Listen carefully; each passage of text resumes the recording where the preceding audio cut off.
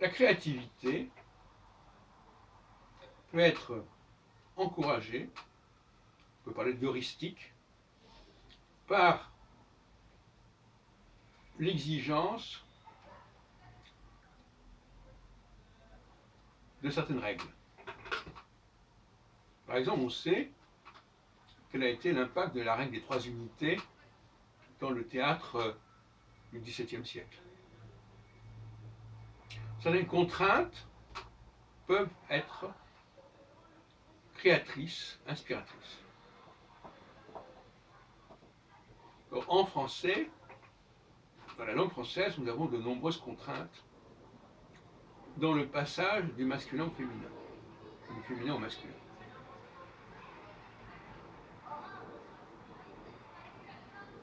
Et ces contraintes ont eu un effet créatif tout à fait puissant. Bon, je n'y reviens pas, j'ai parlé à maintes reprises. Mais ne pas respecter ces contraintes, c'est ne pas profiter de l'élan créatif que ces contraintes produisent. Et c'est le malheur des gens qui ne parlent pas correctement le français sur le plan oral, c'est qu'elles n'accèdent pas à la créativité de la langue française.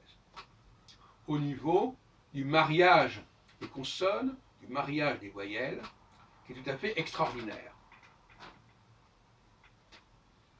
Et qu'il va falloir d'ailleurs à l'avenir renforcer et restaurer.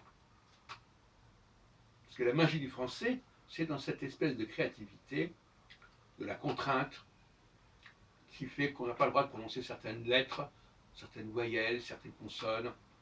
Il y a des obligations, il y a des exigences, que celui qui lit uniquement, qui prononce le français uniquement tel qu'il est écrit, ne va pas connaître.